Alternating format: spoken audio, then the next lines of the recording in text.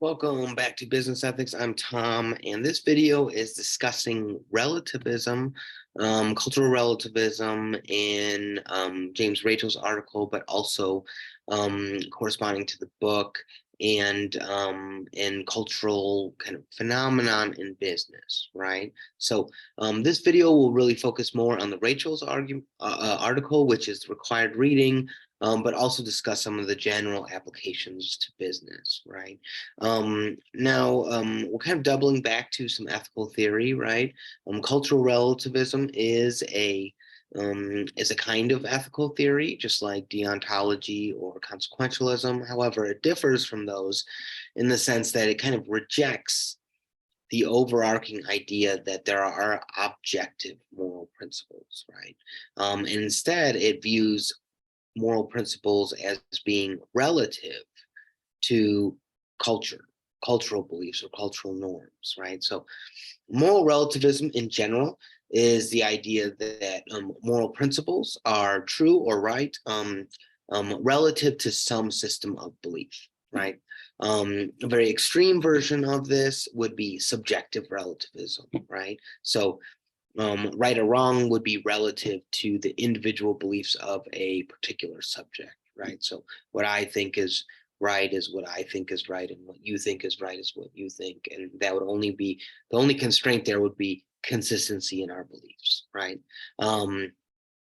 But of course, that's problematic in lots of different ways to try to reduce moral claims down to opinions because it would be hard to say why I would be mad at you for stealing from me because I think stealing is wrong. But if you think it's right, then potato potato, right? But it doesn't really work when I say that murder is wrong. I mean it's wrong for everybody, and this is kind of a very deep point about the way in which we think about ethical judgments. Now, cultural relativism is a little bit more promising in the sense that it reduces kind of moral claims to cultural norms. So the system of beliefs that the moral claims are relative to are the system of beliefs held by an entire culture, right? A group of people in a place at a time, right?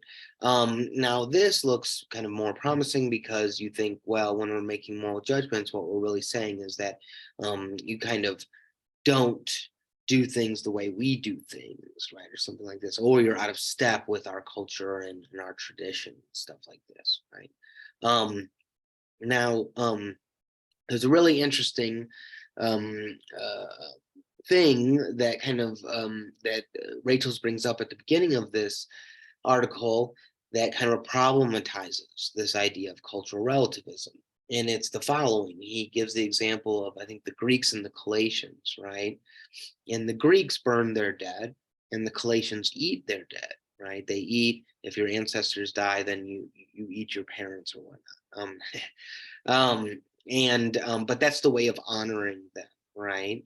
And the I forget the king's name, but anyways, he says he brings them both into a room, right, and asks the Greeks, how much could I pay you to eat your dead, right, eat your ancestors? And the Greeks were horrified by this, right, and they said no amount of money would ever convince me to do this, or and he asked the Galatians, right, how much would it take for you to burn your dead? And they said, oh, they were horrified by that. And that was so disrespectful. They couldn't believe he even brought it up.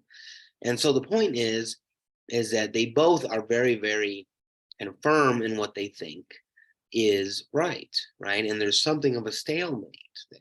And then he talks about how you deal with that stalemate. And the issue there is that there's a kind of argument where they say, well, the Galatians eat their dead and the Greeks bury their dead, so therefore there's no proper way, there's no real truth about what to do with the dead, right? And he thinks, well, that's just not right, right? That's not a good inference, right? And you could say, well, I think that the earth is round and Joe thinks the earth is flat, and therefore there's just no fact of the matter It's just a matter of opinion, right? And we want to say, no, that's not right, right? One of us is right and one of us is wrong, right? There are just facts.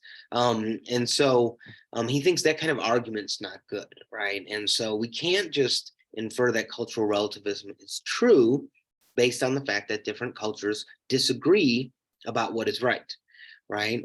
There's still the option that some cultures are right and some cultures are wrong. At least that's what Rachel thinks, right? And he thinks ultimately cultural relativism is not really a good position. However, he doesn't really undermine the position so much as he kind of teases out the commitments of cultural relativism, which he thinks are problematic, right? And he outlines three main consequences. If you do think that ethical norms can just be reduced to cultural norms, right? That there's no moral objective truths. There are just different cultures that just do things differently, right? Then you have a couple of consequences. The first one is that we could not judge the immoral acts, quote unquote, of other cultures, right? That means that we can't pass judgment on different cultures because they're just doing things differently, right? And there's no independent standard, no independent objective standard to say that one culture is right and another culture is wrong. Now, initially this sounds really great because you think, oh well, we're very open-minded and we're open to the idea that in different places in the world people have different kinds of beliefs and whatnot. However, this prevents you from saying something like Nazi Germany was bad, right? Slavery was bad. You want to say objectively those were bad cultural norms, right? If you subscribe to different cultures are just different, then you really can't say that anymore, right? You have no resources by which to say that genital mutilation or genocide are wrong, right? Or slavery is wrong, right? You're kind of held to the idea that they're just different ways of doing things. And that seems like a difficult bullet to bite, right? Um, the second point that he brings up is that we could decide what's right or wrong just by consulting the standards of our society or like our laws, right?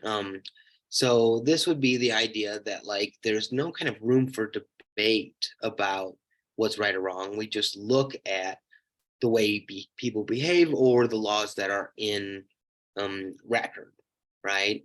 But of course, we want to say, well, some laws ought to be changed, right? Because they're not moral, right? And we want to say other laws ought to be, put into place in order to kind of make society better, right?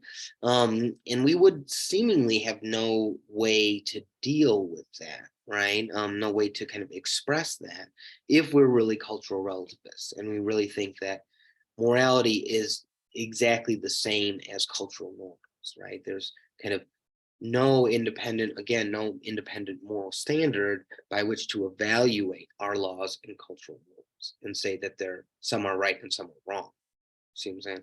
So the third point is also a big one, and it states that we would have no room for moral progress, right? So the idea of moral progress is the idea that a society, right, can get better, right? Get morally better, right? That you might want to say that the United States is more ethical as a nation than it was, say, 200 years ago, right? But if you don't have an independent moral standard, you don't have an independent standard of evaluation, then there's no way to track any kind of moving up the scale, right? There would just be different practices over time, right? And that's different. That's also a difficult pill to swallow, right? So all three of those things, Rachel's brings up, and he thinks, these are just terrible consequences, and they're not the kind of consequences we want of a moral theory, right? And this is why he kind of problematizes cultural relativism. And Rachel's is not a cultural relativist, right? He really is a moral objectivist. He has a very kind of traditional idea of moral theory, and he's kind of poking holes in this idea of cultural relativism. Now, that being said, um, in the application to business ethics, there is, I mean, business ethics is applied ethics, right? And there is, the theoretical concerns, but then there's also the reality that, you have to do business in a culture, right? You have to do business at a place, at a time, right, with particular individuals, right?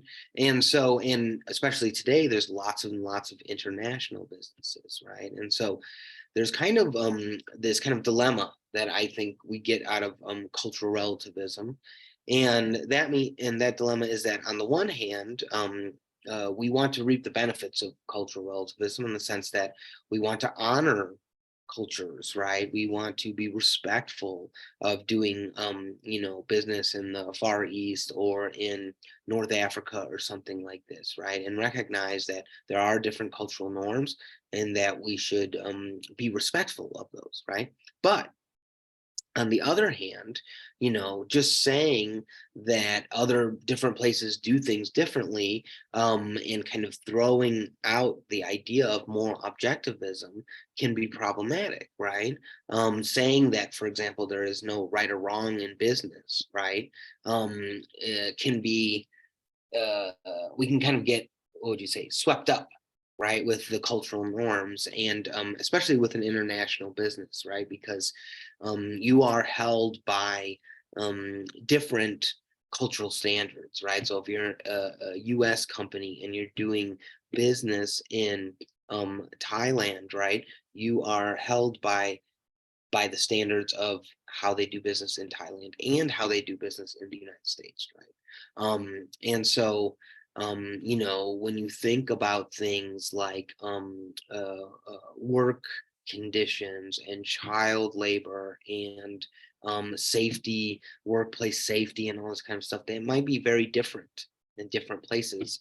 But you have to kind of have a certain degree of integrity with your company, and how are you going to kind of maintain that integrity across different cultures, right? So it's kind of like this tension between present or kind of maintaining some kind of moral objectivism while at the same time paying respects to cultural relativism, right? And the discussion forum for this module kind of discusses that and kind of presents a situation where you have to kind of grapple with that a little bit, right? So that's it for this video. Thanks for watching, and we will talk soon.